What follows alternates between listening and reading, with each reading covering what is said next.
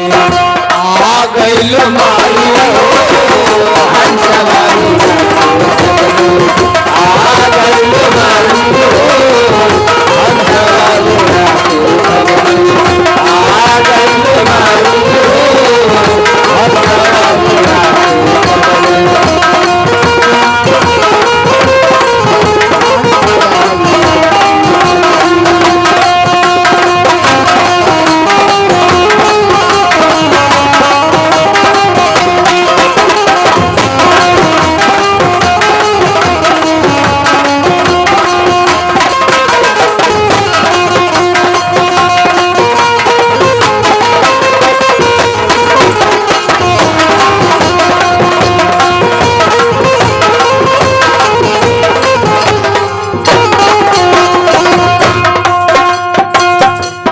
दूसरी लाइन में भक्त माई से आराधना कैले बा हम बजाई बेगाई स्वर नाही तो हम बजाई बेगाई स्वर नाही हम बजाई बेगाई स्वर नाही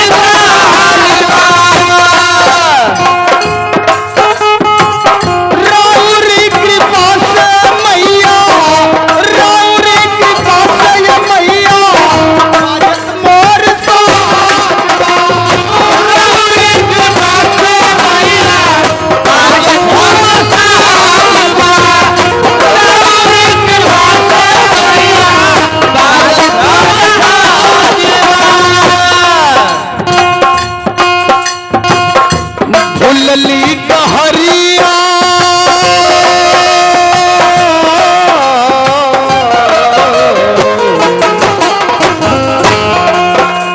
भूलली कहरिया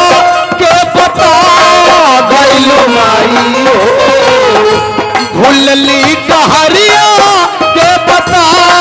गइलो माई हर सवा उड़ा के सबले आ गइल माई हो आ गइल माई हो आ गइल माई हो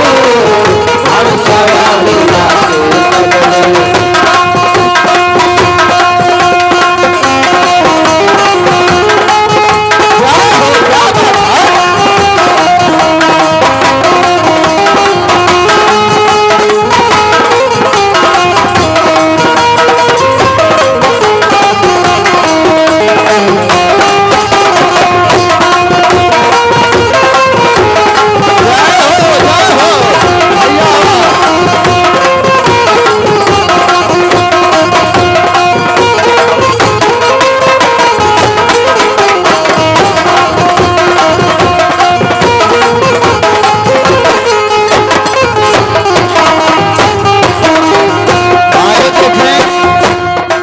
एक छोटा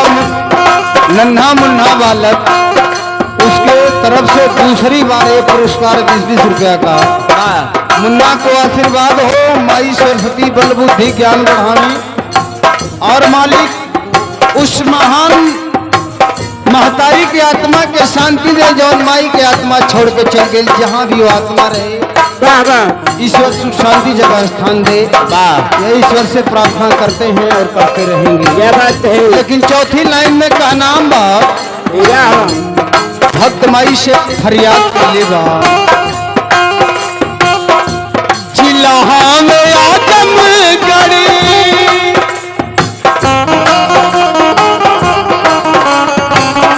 जिला में आजमगढ़ जियन पूरा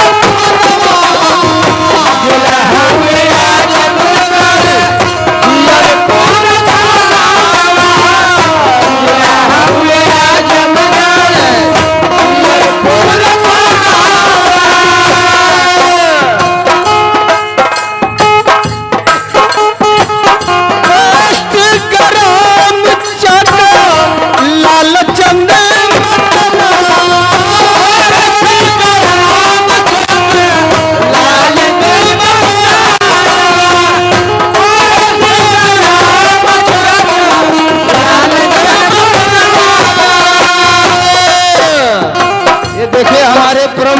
शंकर भैया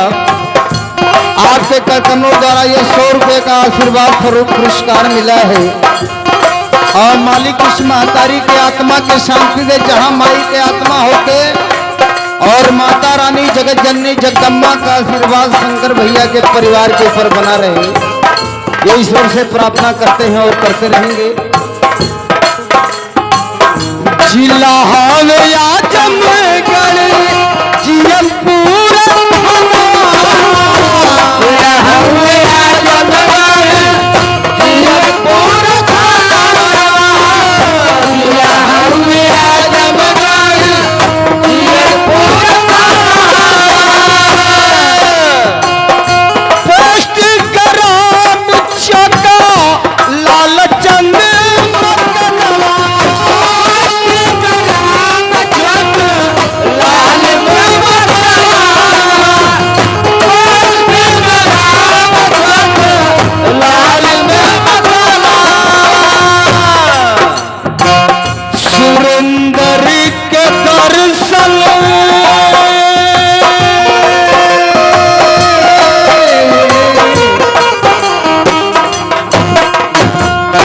सुरेंद्र के दर्शन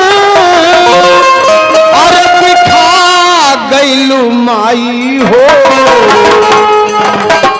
हंसवा उड़ा के कबले आ गईलू माई।